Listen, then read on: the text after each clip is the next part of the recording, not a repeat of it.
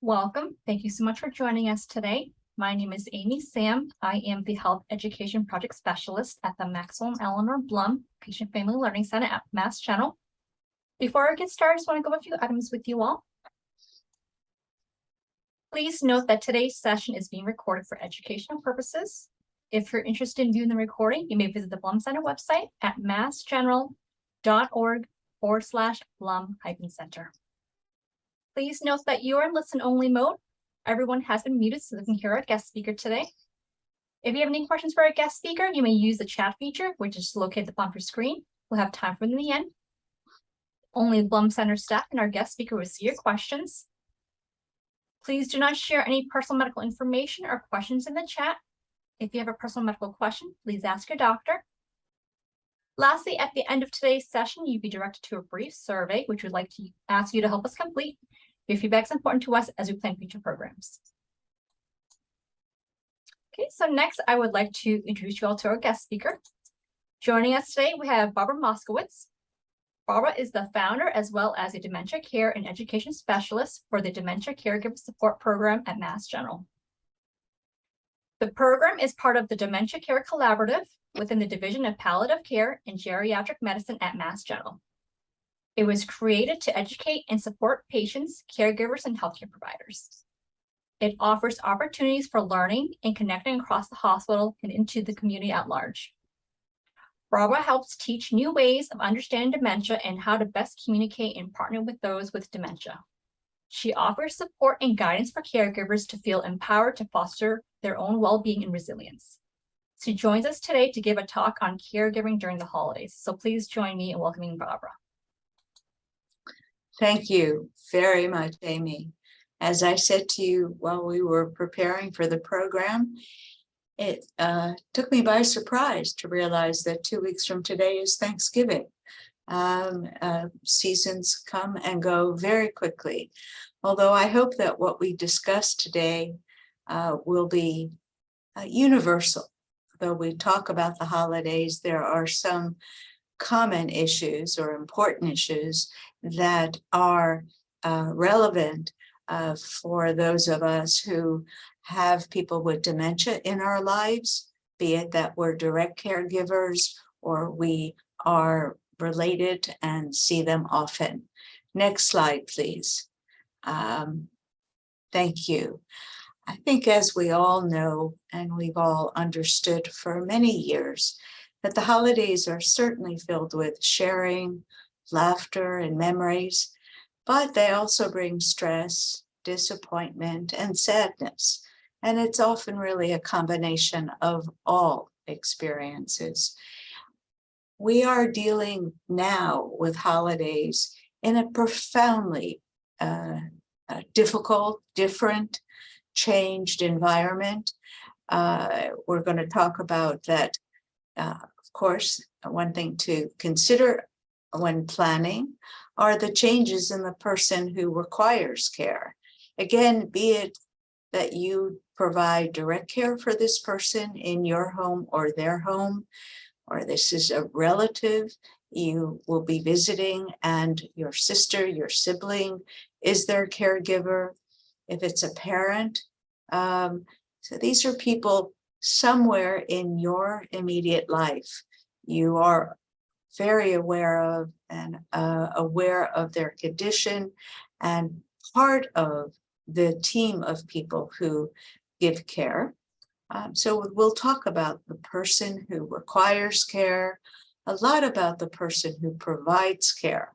And we call that person either caregiver or sometimes care partner, whichever is comfortable for you. And again, you are a caregiver if your relative lives in the state of New York and you are that designated person monitoring by phone or Zoom, medical appointments, care issues.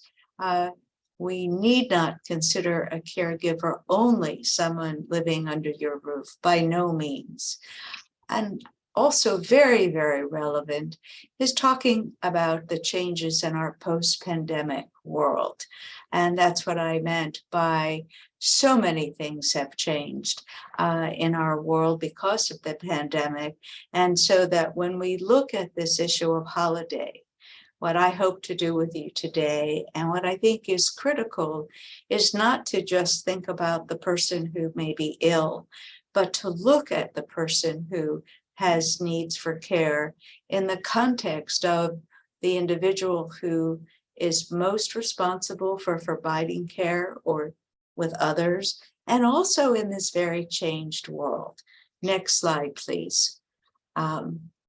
This is a very important slide, which I use in all presentations that I share with others. And Rosalind Carter, the past First Lady, who has, after her life as First Lady, she has devoted herself to caregivers both of individuals who have mental health needs, disabilities related to cognitive issues, and people who have dementia. She has said, and I think there's nothing more true, there are only 4 kinds of people in this world: those who have been caregivers, those who are currently caregivers, those who will be caregivers, and those who will need a caregiver.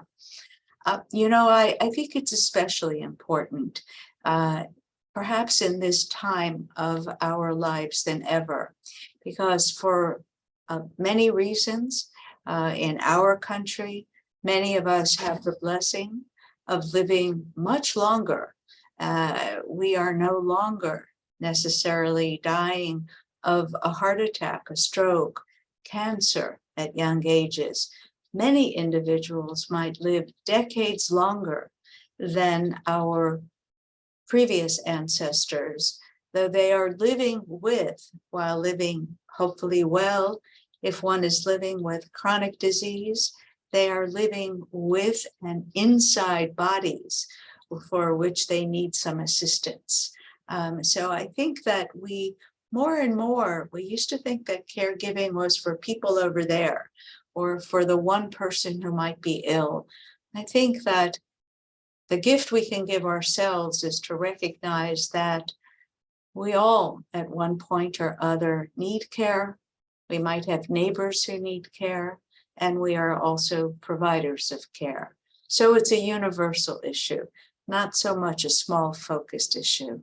Next slide, please. And when I think of holidays for all of us, especially if you are someone planning the holiday celebration, or if you are in communication with a relative or a friend who is planning, and you're tuned in to some issues and might be able to provide some helpful thinking.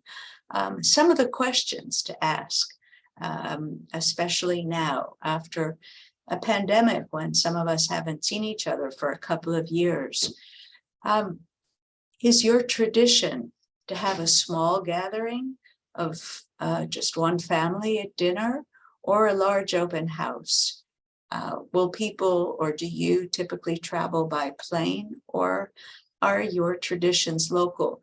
I know all of us are now aware that travel by plane has accelerated in numbers, and so have the challenges of traveling by plane with delays and cancellations. And absolutely, if the person traveling by plane is an individual with dementia, with very short attention span or capacity for comprehension, there is no question that the kinds of delays we are hearing about, or the chaos in an airport, might in itself be enough for you to change plans this year.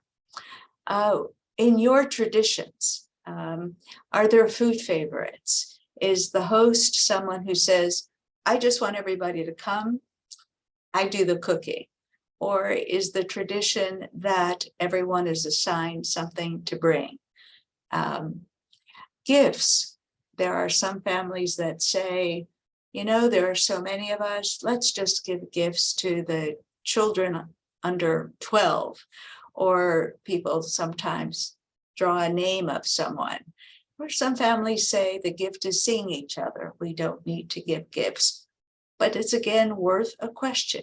You're perhaps what I'm suggesting is you're doing an analysis of your traditions in a way that if in the past you've not done this, but you've just said, yay, it's holiday time, let's do it.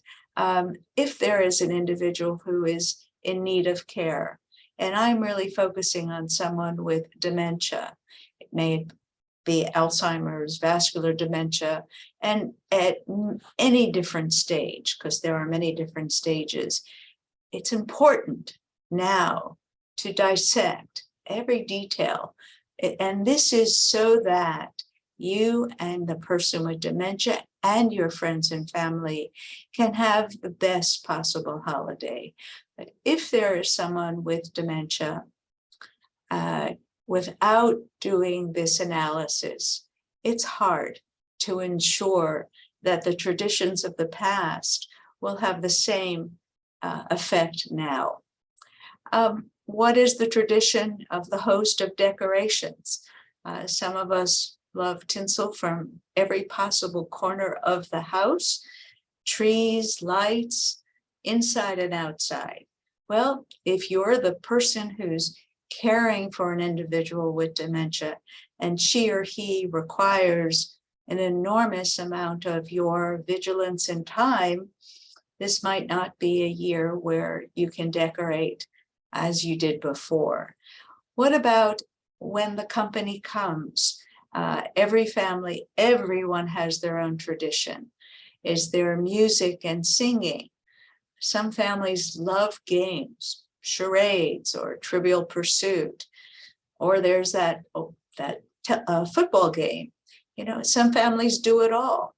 And as we know, sometimes we judge the success of our holiday celebration by the level of noise that suggests engagement and fun. And what we'll talk about, if you'll have an individual with dementia be part of that event, the very essence of what has been and what still is for us the signal of success, a lot of noise, a lot of energy, may in fact be the overstimulation that renders the person with dementia completely unable to participate. So that's why we're going to look at variables. And again, outdoor activity. Are you a family who, after a big meal or before, are there games outside? Next slide, please. So again, I just mentioned a few things. And if you are someone planning the holidays, or if you're in communication with a relative or friend planning a holiday, you know, this is a time for list making, but these kinds of issues. So now we're going to consider some of those issues about the person living with dementia, about the person who is the caregiver, and about the family. And my suggestion is we're going to think about what changes there have been, either just since last year, the holiday, and also for some of our families, because of COVID, we haven't had a holiday celebration possibly for 1 or 2 years. Some of you may have had, as I know I have had, with long distance relatives, we've had holidays on Zoom, and they've been better than nothing, but we've been able to, we've all been on our couch and it's been Zoom. So this may be the first time people are coming to the house, and it is very important to reflect. First, you're the expert on the person with dementia. How has he or she changed just in the last year or in the last 6 months? And most importantly, perhaps since when some of the people coming, if they're now coming on a plane or coming long distance or coming because this is the first time you're having the holidays in person, how is this person we all adore, love, have relationships with, is she or he going to be, for no fault of their own, but because of a brain disease, very different? And how, because of what is different, and that person has no ability to join you in planning, but because they are living with a disease that has changed his or her ability to process information, sometimes to remember things, and even to understand what's right in front of their face.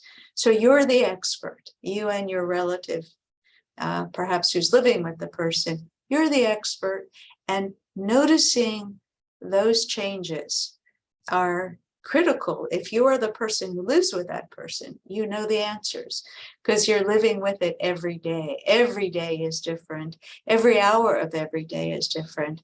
But taking note of it for the purpose of holiday is critical so that you can ensure the best possible holiday. So for example, the person who has dementia, and again, if that person is living with you, living a few streets away alone, if it's a parent who's cared for by another parent, if it's a parent cared for by a sibling 2 towns over, again, you know your relationship to that person and to the caregiving and to the holiday. And so you might want to initiate a conversation when you think about these issues, even if the occasion is not in your own house. So some things among many, because people with dementia, again, because of their brain disease, as I know many of you know, there are many types of dementia. There are many stages of living with dementia, and someone with a brain disease may also have other illnesses. He or she may have diabetes, cardiac disease, may have trouble ambulating. So the picture of that person is really critical to formulate for the company.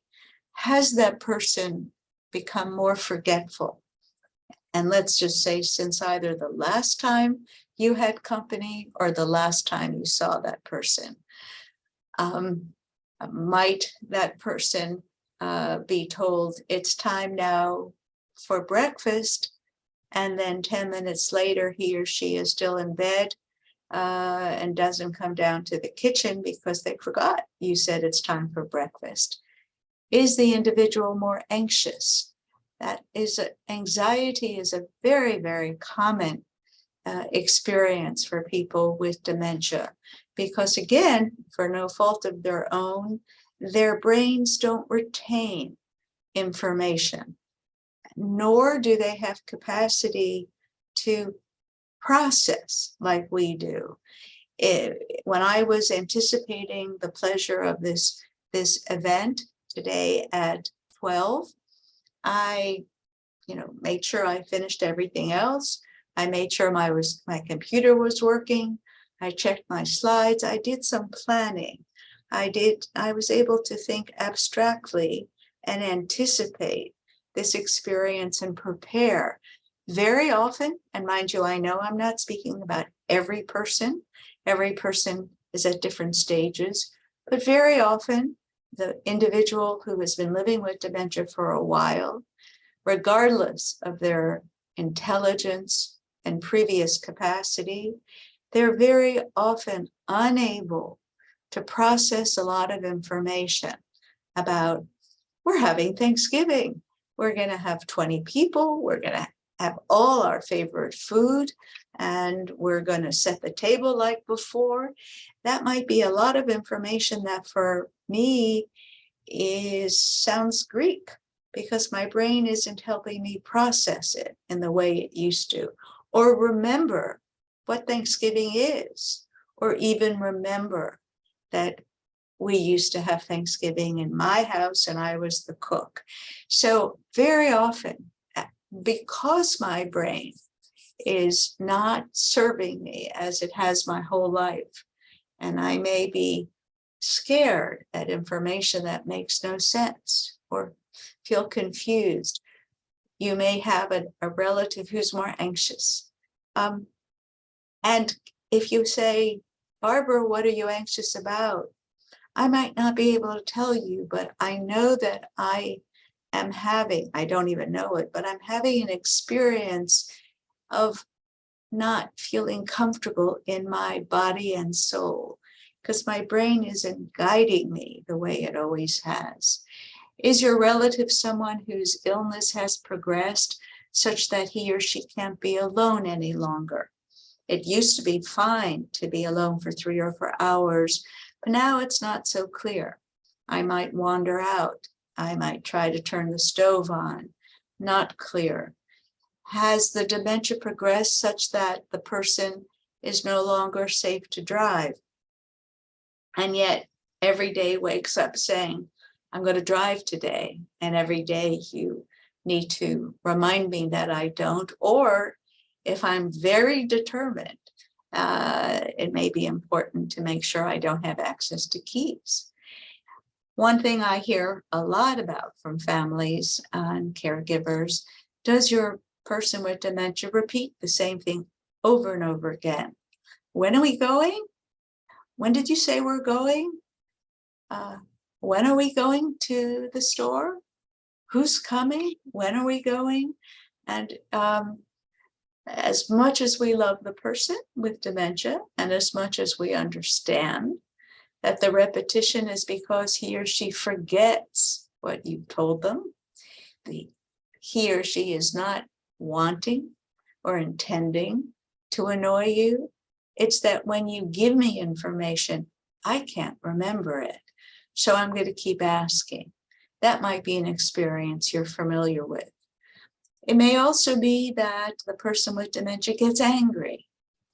And perhaps I'm obviously using myself as an example. I might have been one of the most calm and mild-mannered people you've ever met. And now, as my dementia is progressing, I'm often short-tempered. In fact, not only am I short-tempered, I often blame you for the fact that I can't remember. You didn't tell me we're having lunch now. I would have been ready if you told me. And again, that's so hard when a caregiver has worked hard, doesn't ever stop working, and make sure that the person with dementia is well medicated and is dressed and bathed and showered, and if it's a man, shaved, and you make lunch. And I say, what's this? Lunch. You didn't tell me it's lunchtime. I feel very badly, because I think if any of you are caring for someone with dementia, I hear over and over and over again that the spouse, who may be the caregiver, closest adult child who may be the caregiver, you who are doing so much to ensure the survival and safety of the person with dementia, you often become the object of their anger. And here I am giving, and you're blaming me. And again, what we talk about in the classes I teach is it's an anger that's born of the person with dementia, my frustration, my fear, my own confusion that my brain isn't helping me. I don't know where I am or what I'm doing. So I am lashing out, not with an intent to hurt the person who probably loves me the most, but it's because I'm experiencing this incredibly uncomfortable moment of fear. Your relative may have change in appetite, food preferences, eating habits. As dementia progresses, often food choices, taste buds, eating habits change. There may be changes in sleep. A person may sleep a lot during the day and not at night. There may be many issues. Diminished comprehension. Again, depending upon the type of dementia, there are many times when the person with dementia no longer understands some language or some words. So if you were to say to me, Barbara, why don't you go take a shower? It's possible that I have forgotten what shower means. And if that's familiar to you, it may be that at this point you need to usher me to the shower. Increased use of primary language. What we do see as people with dementia progress in their illness, if my first language was Spanish or Hebrew or Greek, and I learned English later, as dementia progresses, many people begin to speak their primary language. It's fine, though it is an issue if I, the relative, don't know that language. And again, change in daily routine. That's about 100 things. If I, because of my dementia, I'm no longer working, or if I was going to a day program which closed during COVID, if I have help that you've hired to care for me, there are so many things that impact the day of a person with dementia if he or she can no longer live alone and initiate one's own schedule. Next slide, please. Now we're going to talk about the caregiver or care partner. Perhaps that's many of you watching. We all have a preference for either calling the person who provides care the caregiver or care partner. I have no preference, but I just want to acknowledge, and perhaps especially since I'm talking with colleagues at Mass General, so I know you are working in this amazing institution where I have been privileged to work. And we've all lived through COVID, the changes here. There's so much that's gone on. And just to name a few things, if you are the person caring for someone with illness, especially dementia, over the last year, just since the last year of holiday, or even the last 6 months, chances are you've learned a whole lot of new skills that you didn't have before. You might now need to monitor medication, and you never needed to. I might need insulin, but no longer know how to give it or check my glucose. I may no longer have an understanding of how to dress myself or bathe.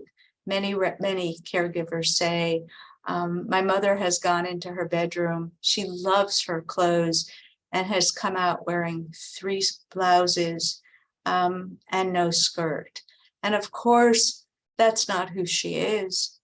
She's always been a sophisticated, capable person, but her brain now confuses her. So you may have taken on the responsibility of ensuring the person with dementia is bathed, dressed, and properly medicated.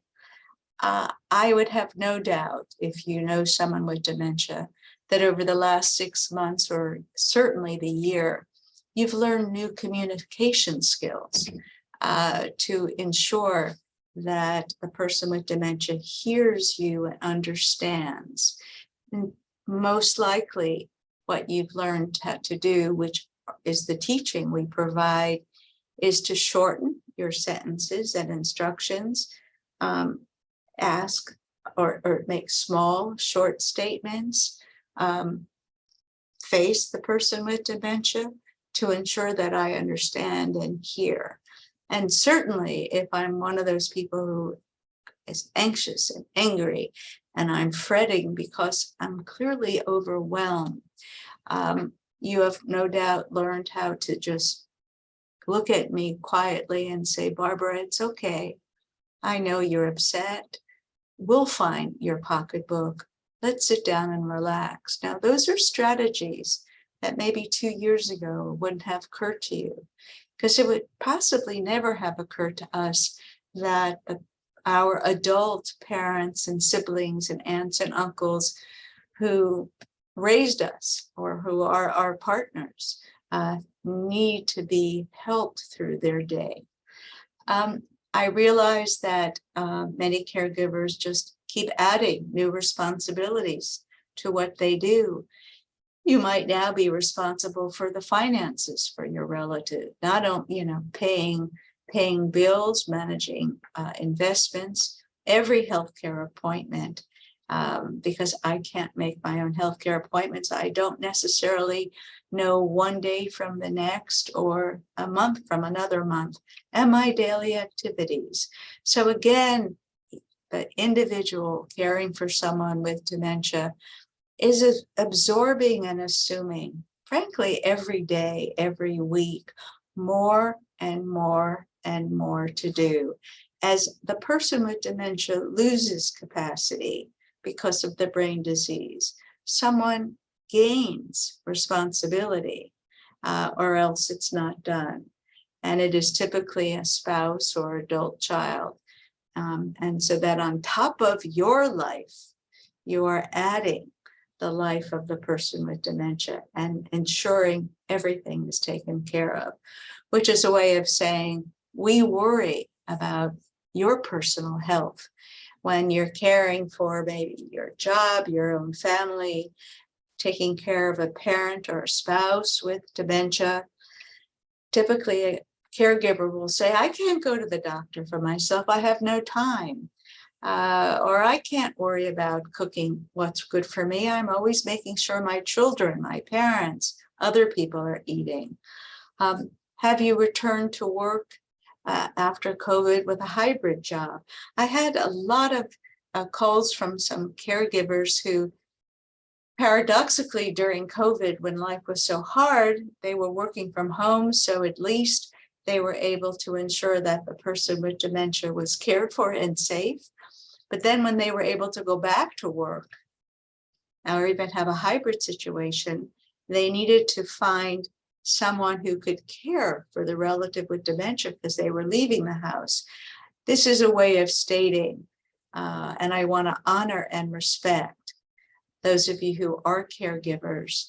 COVID and the pandemic has undeniably impacted individuals with dementia and their care family in immeasurable ways, ways that no one really understands but you and I have learned and have before. The next bullet has to incorporate the care of another into your own life. This is my way of honoring. I have so many people who say, after going over to my mom's house and making sure she ate and take her medicine and she's safe and she's going to go to bed, by the time I get home to my family, it's 8 o'clock. They've eaten dinner, they're doing their homework. I barely see my own children anymore. My husband and I haven't been out for a night in a long time, or my friends, or my life. This is, in a talk like this is my way to name and acknowledge and respect how much caregivers pile on and absorb. And my next bullet, which says caregiver experience of invisibility, that leads into this. Again, that's a talk in itself, but many, many, many, many caregivers of people with dementia often say in support group, and when I meet with them, nobody gets it. And I'm not talking about people who care. Even my adult children who call me every day and call their father, they don't understand that in caring for mother, there's not a minute that goes by, maybe when she's sleeping, that I'm not hurrying up to do something I forgot to do, or ensuring that she's safe and cared for and well. There's not a moment that I'm not working hard. And then here's the thing, and yet, because when the long distance relative calls and mother can get on the phone and say, oh, hello, darling, how are you? Which is wonderful. the relative in California says, she sounds fine, or maybe for the holidays or for a visit. I know no son, daughter, or spouse is going to let their relative leave the house with 3 blouses, hair not washed, and no pants. You, of course, want, for the dignity and integrity of the person who just can't do it anymore, you want them to look their very best.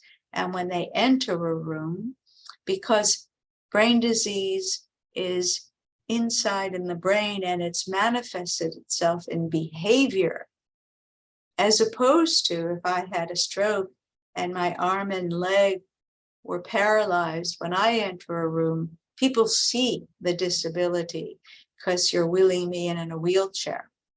But one doesn't always see dementia until the very late stages.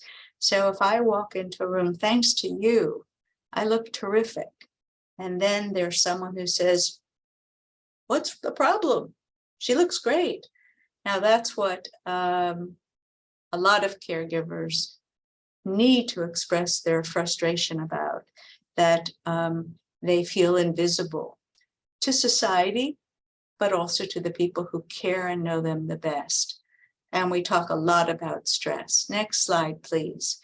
So now we're just going to mention how our family system has changed. Because again, we're talking, if you are planning a holiday in that you'll be taking a trip, receiving company, especially because of the pandemic, the question is this going to be the first in-person holiday?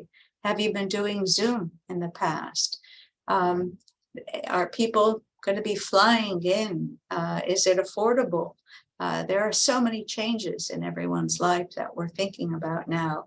And this is very important, even though we, thank goodness, are out of what appears to be a crisis phase of the disease. Still, due to COVID and seasonal flu, the risk of spreading infection, especially for older adults who might have underlying health conditions, is profound. So if you're the host, or even if you're not the host, but if you're taking your person with dementia into someone's house, are you going to request that others test before entry? Are you going to ask that others wear masks? And then the last thing I'll say, this is among many changes, which I think society at large doesn't realize, that since COVID, there have been so many changes in the availability of help from the community, be it staffing of adult day programs, assisted living facilities, even if you're eligible for help from home care agencies. Sometimes the help is just not there as it once was. So the caregiver might be far more exhausted and stressed. Next slide, please. So this is my way of naming a whole lot of things that if you were to have a checklist, it pays to acknowledge. And here are the questions for you to ask. Can our holiday celebration be the same this year? If I've always been the host, am I able to host? Can I acknowledge my stress and worry? I just don't know if I can handle, having a party for 20 and my mother wanders. Can I cook the entire meal, which I've always done, decorate the house, purchase gifts, clean up after everyone, and care for the person with dementia? But the big question is, and next slide, can I ask for help? And I hope those of you who are watching might even be saying, "Ooh, I can't ask for help," or when I ask for help, I don't get it, or but I want to do it. I love it. I want to do it like I always do.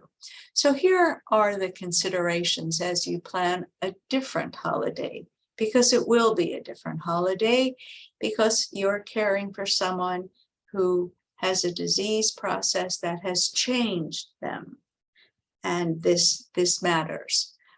What for you to think about if the celebration is in your house or if you're going to go to someone's house, it's really good to note that, to ask, what's the daily routine of the person with dementia?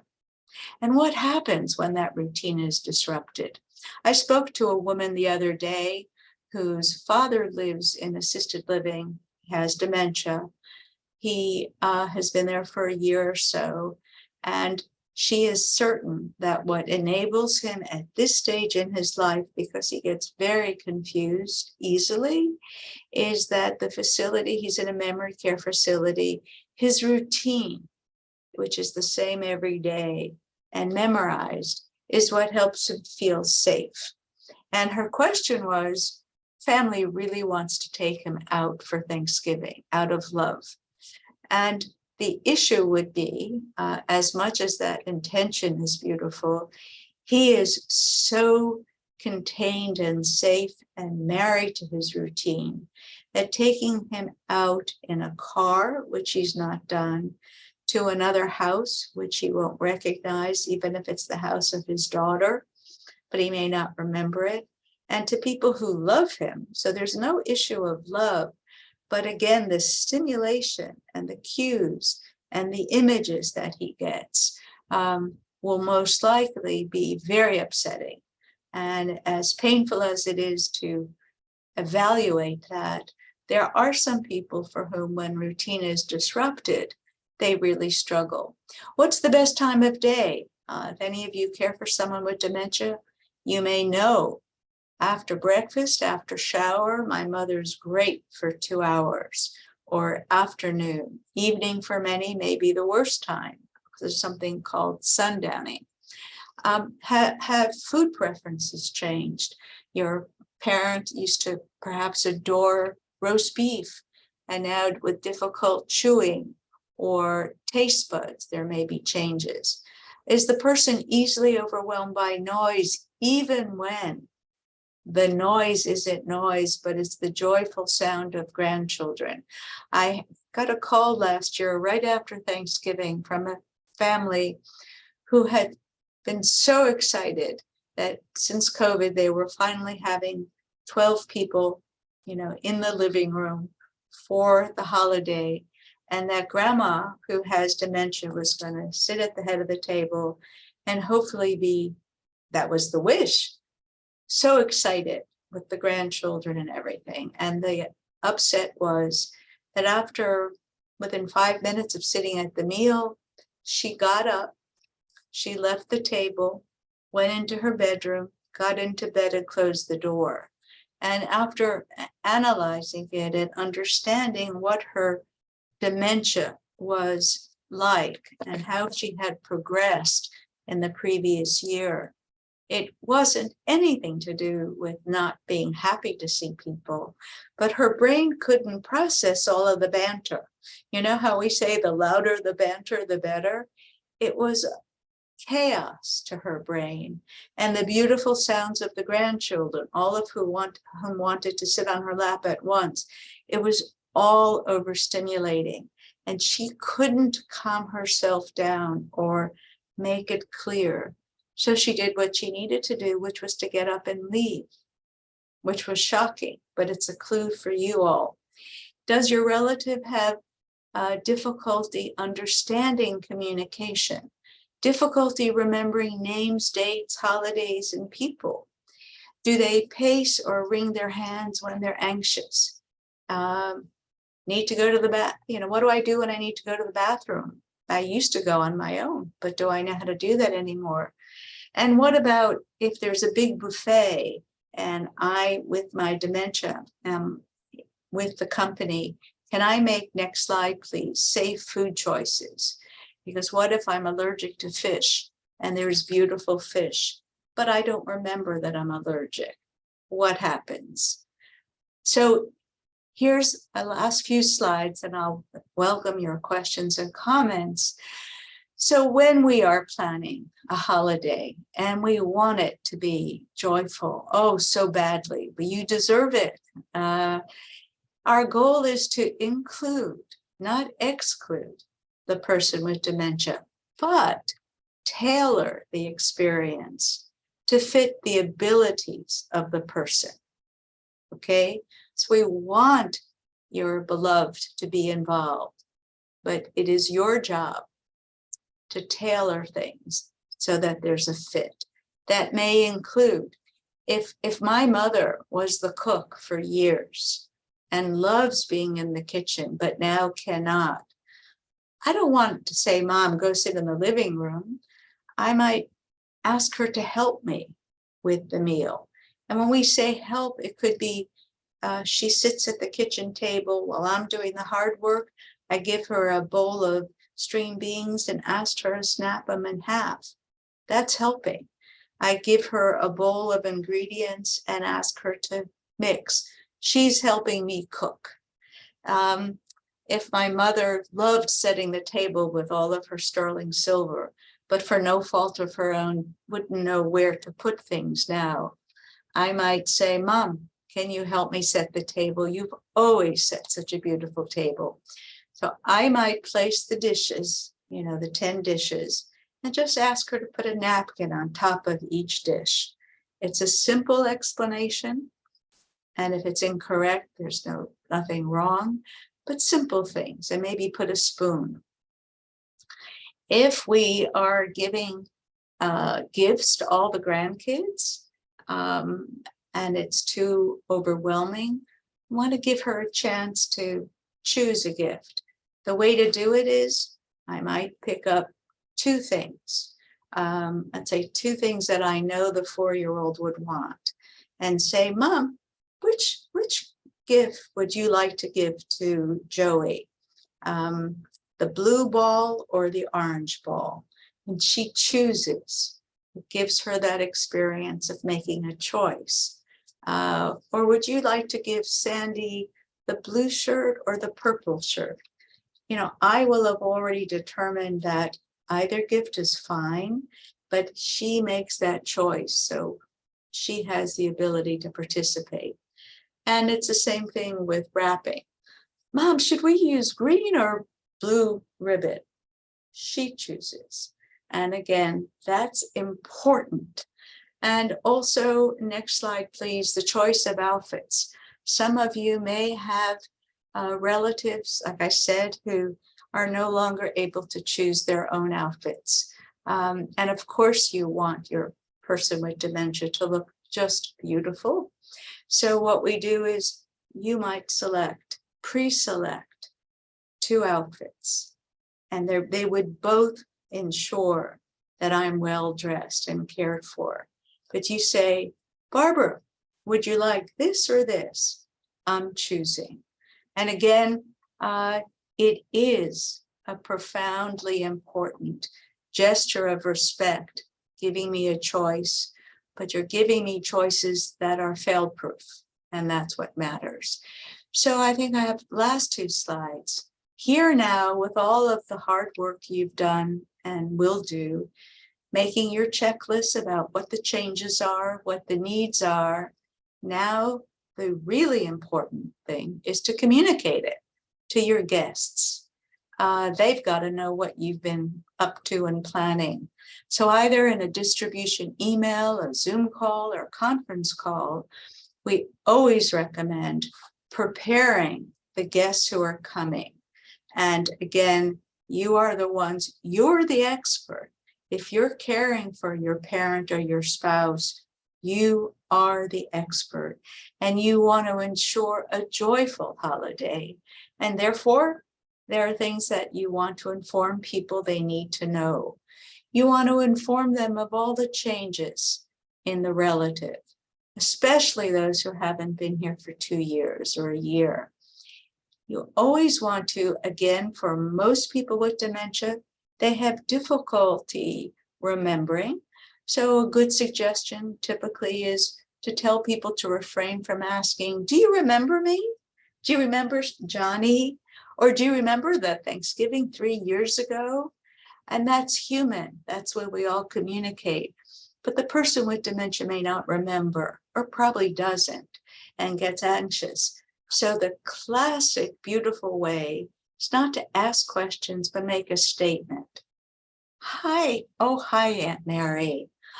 You look beautiful. I remember the last time I saw you, you were wearing a blue blouse and you look beautiful in blue. So again, the relative may not remember your name or your relationship. She may not remember I'm her niece, Barbara, but we know this from neurologists and psychologists and everything. The person may forget the relationship and who you are, but they always know you're special, and they always know you love them, and they will always appreciate a hug and a smile and a compliment.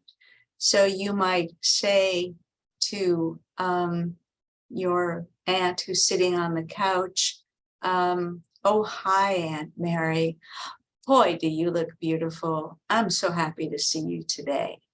And you want to inform all people that the relative, if it's your mother who easily wanders out of the house and you'll be busy being the host, you want to let them know that informally, you want everyone to keep an eye on mom. And if I, Barbara, need to go to the kitchen to get something, I might look at you and say, come sit.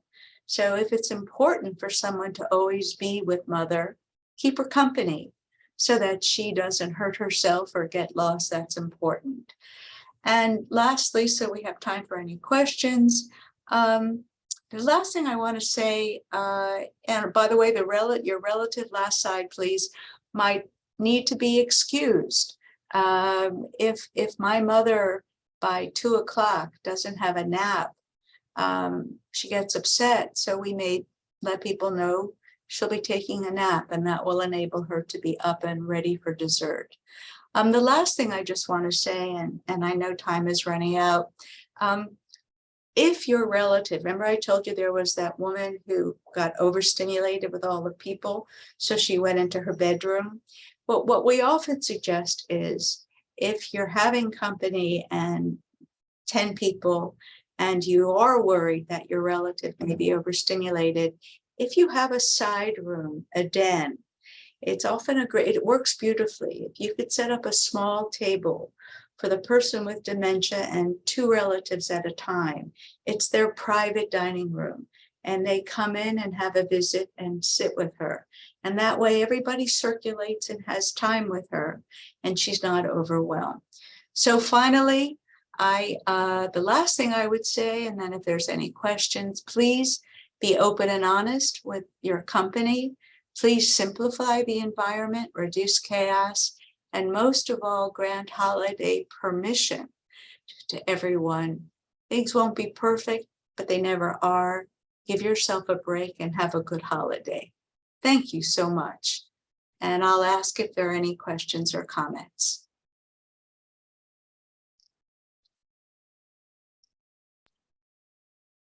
Thank you so much, Barbara. We are now towards the end of the session. So if you have any questions for Barbara, feel free to enter them in the chat.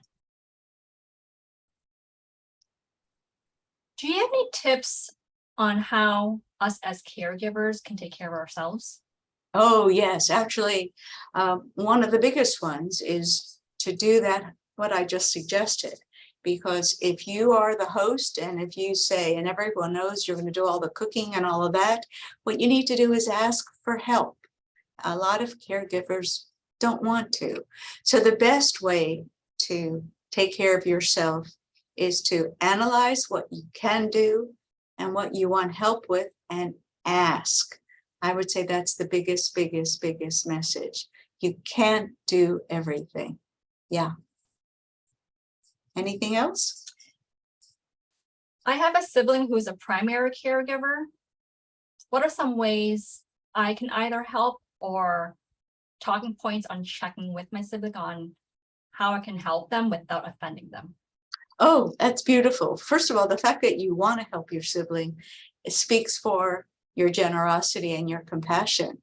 And I think you may want to, in fact, just indicate, you know, I know that you do all the hard work with our parent, and I want to join you in organizing the event in any way that helps. So, you know, and so you simply name, mom just isn't the same as she was a year ago. You're in charge of everything. would love to take on some responsibility this year so you can enjoy the holiday as well. So offer, and that's not an insult, offer. Okay. Thank you. Do you have any tips for handling a person who demands constant attention from their caregiver during holiday gatherings? Oh, for sure. Yes, that's hard. Well, first of all, sometimes if the person, if the patient, the person, wants the attention of their caregiver, could be they're afraid of other people. So one of the things you might want to do, and it may be hard, but that means that you want to prepare, first of all, the rest of the company for knowing that you're going to probably always need to be sitting next to person because she'll get upset if not. But the other way to try it is if, and it may not work because again, it's their anxiety, but you might want to have another relative on one side, the person in the middle, and you're on the other side. And that the three of you talk for a while, and then you get up and say, Mom, I'm going to go get some juice. Would you like some? But again, I think just to leave your person alone in the room would never work. If you can establish that he or she has some time to experience that other person is kind, that may work. Thank you. Do you recommend involving our loved one with dementia as part of the holiday planning? This is, months, days leading up to the actual event. And if so, any recommendations on how we can do that so that it can still feel valued? Absolutely. I mean, the slide that I said about including the person, I mentioned if the person doesn't cook anymore, but can do some things.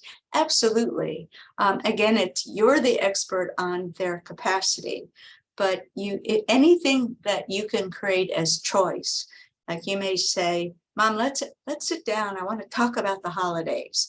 And if you know that we either do, turkey or lamb, and either would be okay, which do you think we should do? So again, I think absolutely including helps that person to still feel validated, visible, and important. It all depends upon his or her capacity. So I would say asking for as many decisions that are safe to make. When I say safe, should we have string beans or spinach?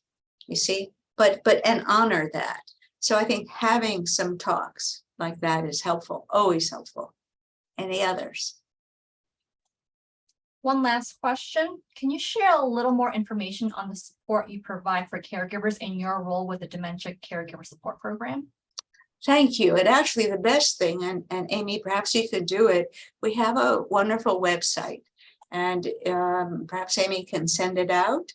It's the dementiacollaborative.org.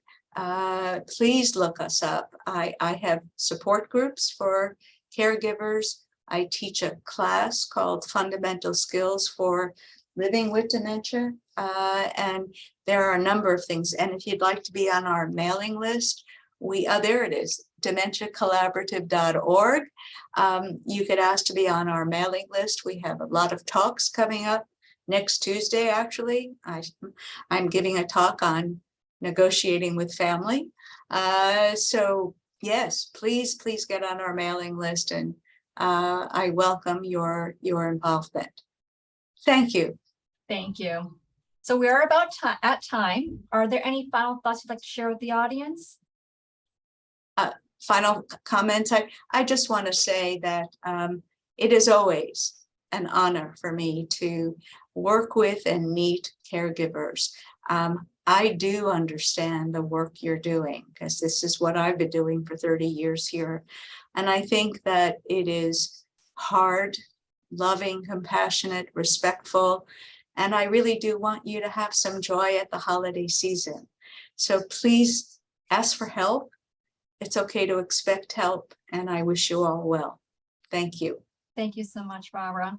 And everyone, thank you so much for taking the time to join us. As I had mentioned, today's session is being recorded. If you're interested in viewing the recording, you may visit the Blum Center website at massgeneral.gov www.org/Blum-Center. Thank you so much, everyone. Thank you. Have a lovely rest of the day. Bye-bye.